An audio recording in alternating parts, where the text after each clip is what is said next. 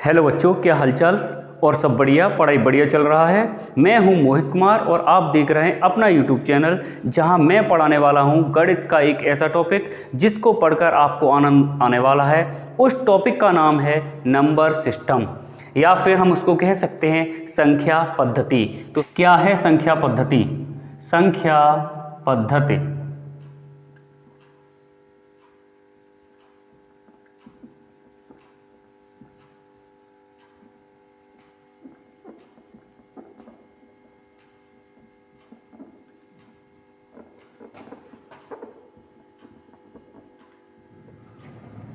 संख्या पद्धति बच्चों, संख्या पद्धति संख्याओं को दर्शाने की एक प्रणाली है जिसमें 0 से 9 तक के अंकों का प्रयोग किया जाता है।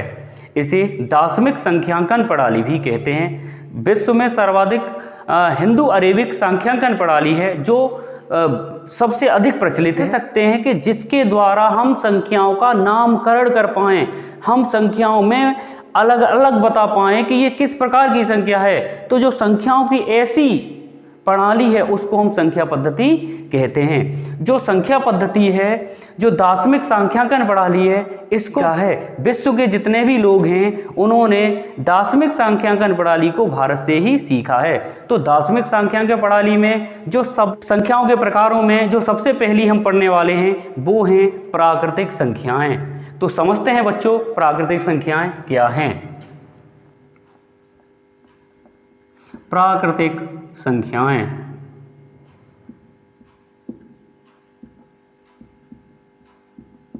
Natural numbers.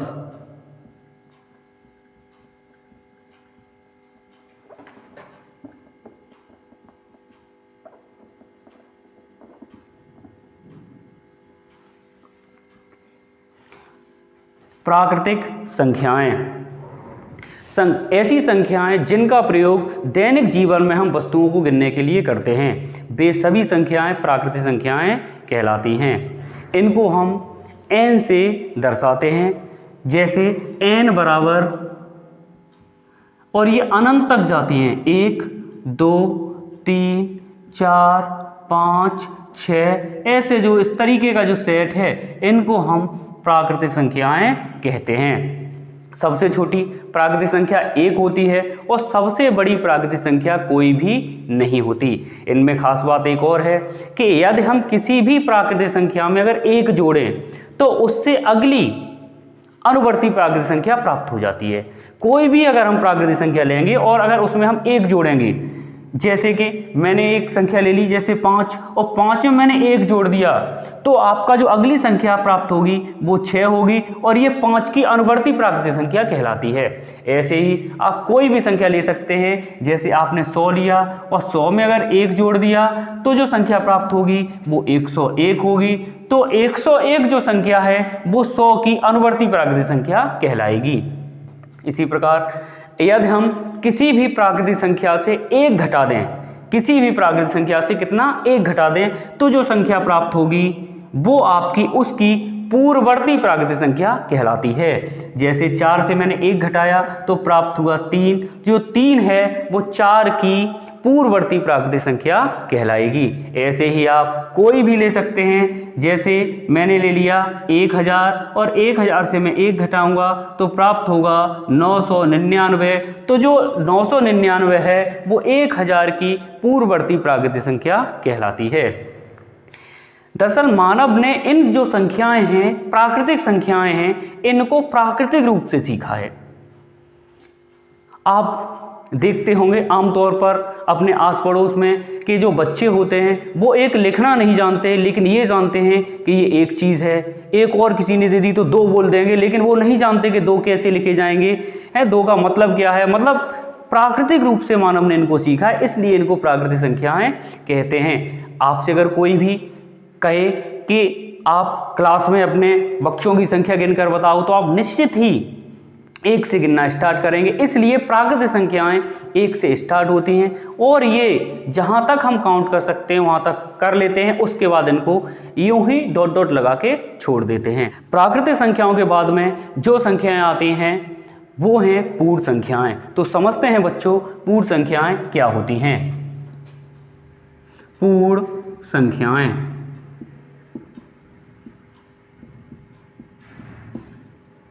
नंबर्स।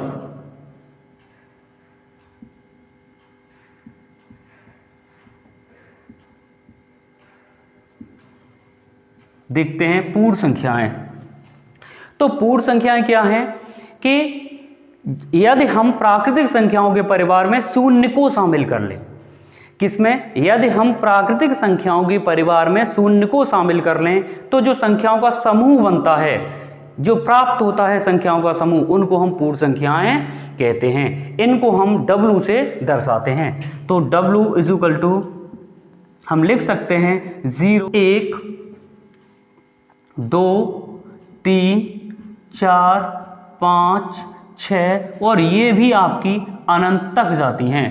तो सबसे छोटी जो पूर्ण संख्या होती है वो आपकी शून्य होती है और सबसे बड़ी पूर्ण संख्या कोई भी नहीं होती। सबसे छोटी पूर्ण संख्या कौन सी होती है? शून्य होती है और सबसे बड़ी पूर्ण संख्या कोई भी नहीं होती।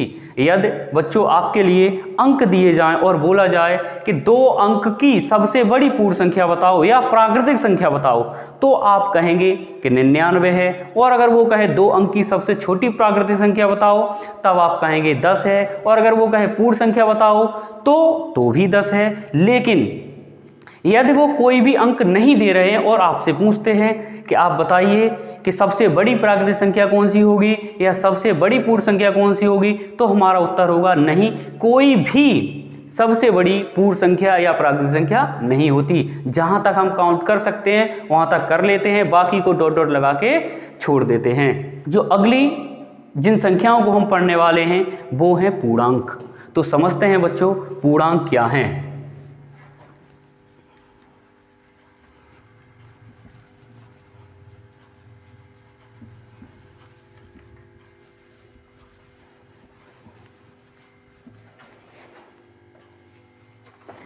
पूर्णांक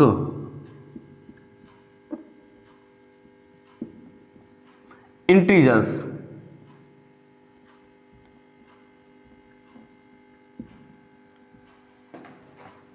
पूर्णांक।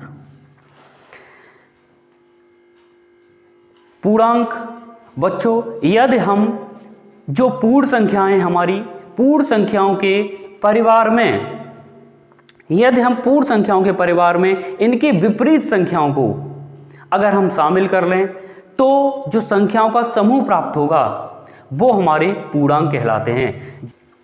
इनको हम I से दर्शाते हैं। तो I इज इक्वल टू हम लिख सकते हैं इनके जो समूह है उसको 0 + 1 + 2 + 3 + 4, इस तरीके से इस सेट को हम लिख सकते हैं। और इनके विपरीत और लिख दीजिए 1, ऋण 2, ऋण 3, ऋण 4, इस तरीके से आप इनको लिख सकते हैं। इधर भी ये ऋणात्मक दिशा में भी अनंत तक जाती हैं।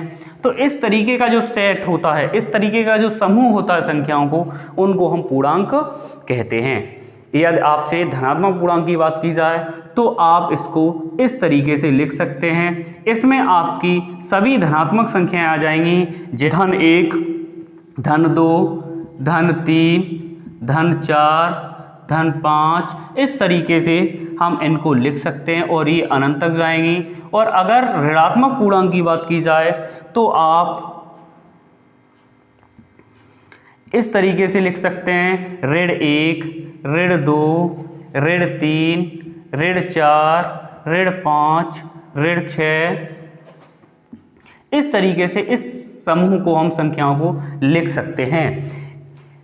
पूर्णांक में जहां आप केवल पूर्णांक की बात की जाए तो उसमें आप 0 भी होगा और सभी ऋणात्मक संख्याएं होंगी, सभी धनात्मक संख्याएं होंगी। लेकिन अगर केवल बात की जाती है आपकी धनात्मक पूर्णांक की तो इसमें केवल धनात्मक पूर्णांक ही होंगे, 0 नहीं होगा। और अगर ऋणात्मक पूर्णांक की बात की जाती है तो उसमें ऋणात्मक संख्याएं होंगी और उसमें 0 और धन की संख्याएं नहीं होंगी। यदि हमें पूर्णांकों को संख्या रेखा पर दर्शाने के लिए कहा जाए तो देखो देखते हैं हम संख्या रेखा पे पूर्णांकों को कैसे दर्शाएंगे। अगर हमारी कोई भी संख्या रेखा इस तरीके से और इस पे हमें पूर्णांकों को दर्शाना है तो हम इस तरीके से 0 + 1 + 2 + 3 + 4 इस तरीके से हम इसको दर्शा सकते हैं। ऐसे ही इधर भी 1 ऋण 2 ऋण 3 ऋण 4 ऋण 5 इस तरीके से इधर भी आपका अनंत तक जाएगा और इधर भी आपका अनंत तक जाएगा। हम इस तरीके से संख्या रेखा पर पूर्णांकों को दर्शा सकते हैं। यदि आपसे कोई कहे कि +5 को संख्या रेखा पर दर्शाइए तो आप +5 को संख्या रेखा पे कैसे दर्शाएंगे। आप एक संख्या रेखा बनाएंगे और आप 0 से आप धन 1 धन 2 धन 3 धन 4 धन 5 इस तरीके से आप इसको दर्शा सकते हैं। और ये कहाँ तक गया है 5 तक। तो आप संख्या रेखा पे धन 5 को इस तरीके से दर्शा सकते हैं। जैसे ऋण 6 आपसे कोई संख्या रेखा पे दर्शवा रहा है तो आपको कैसे दर्शाना है।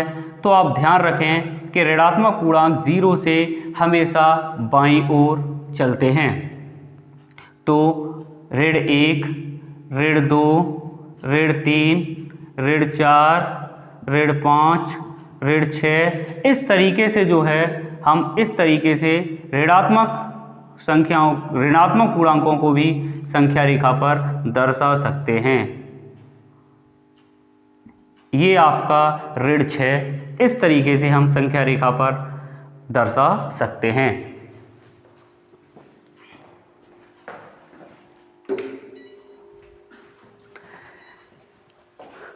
अगली जिस संख्या की मैं बात कर रहा हूं वो हैं परमेय संख्याएं। तो समझते हैं परमेय संख्याएं क्या हैं।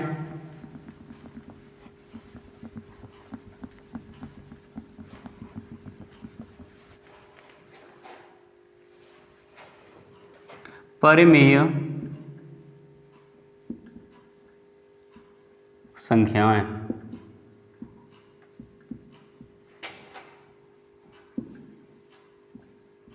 रेशनल नंबर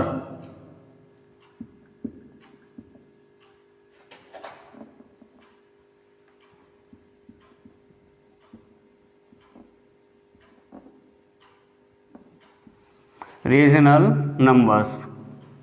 समझते हैं परमेय संख्याएं क्या हैं।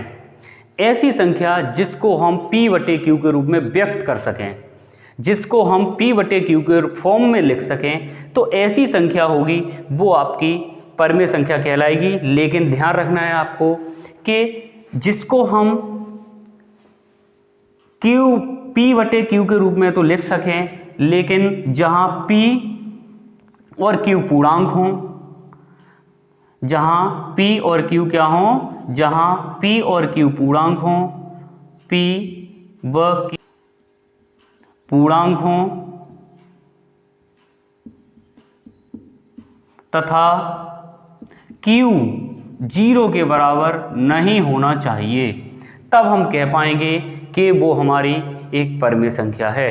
जैसे ऋण 1/2 ऋण 8/7 या ऋण 3/7 या 2/5 इस तरीके की जो संख्याएं हैं वो हमारी सभी परमेय संख्याएं कहलाती हैं। दूसरे शब्दों में अगर हम समझें तो कह सकते हैं ऐसी संख्याएं जिनका दशमलव प्रसार या तो शांत होने वाला है या फिर शांत अगर नहीं होता है, या तो जिनका दशमलव प्रसार शांत होने वाला है वो परमेय संख्या होगी, या जिसका दशमलव प्रसार रिपीट कर रहा है, बार बार आ रहा है, पुनरावृत्ति हो रही है जिसमें, तो वो भी हमारी परमेय संख्या होती है। लेकिन जिसका दशमलव प्रसार ना तो पुनरावृत्ति कर रहा है और ना ही रुक रहा है, न तो वो शांत है और ना ही वो पुनरावृत्ति कर रहा है, तो ऐसी जो संख्या होती है वो हमारी अपरमेय संख्या कहलाती है। तो परमेय संख्या को दूसरे तरीके से हम कैसे कह सकते हैं, ऐसी संख्या जिसका दशमलव प्रसार या तो रुके या फिर वो पुनरावृत्ति करे। अगर जिसका दशमलव प्रसार न तो रुक रहा है और ना ही पुनरावृत्ति कर रहा है तो वो हमारी परमेय संख्या नहीं होती, वो हमारी अपरमेय संख्या होती है। और जिसका दशमलव प्रसार रुक रहा है या फिर वो पुनरावृत्ति कर रहा है तब वो हमारी परमेय संख्या होती है। जैसे आप लिख सकते हैं 0.6, 0.6666 ये रिपीट हो रहा है, या 0.234, तो आप देख पा रहे हैं ये जो रिपीट हो रहा है इनका बार बार। तो इस प्रकार की जो संख्याएं हैं वो हमारी परमेय संख्याएं कहलाती हैं। बात करते हैं अपरमेय संख्याओं की।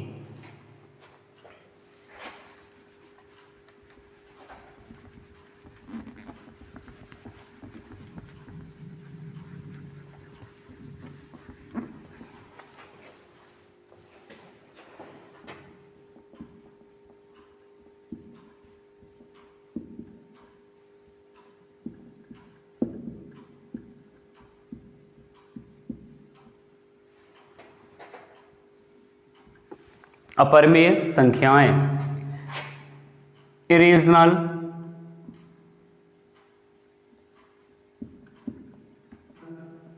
नंबर्स।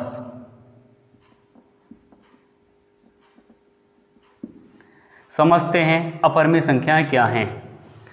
ऐसी संख्या जिसको हम p/q की फॉर्म में न लिख पाएं उसको हम अपरमेय संख्या कहते हैं। जैसे इस प्रकार की जो लिखी √3, √5, √7, √11, इस प्रकार की जो लिखी हुई संख्याएं हैं इनको हम अपरमेय संख्याएं कहते हैं। या फिर 0.01001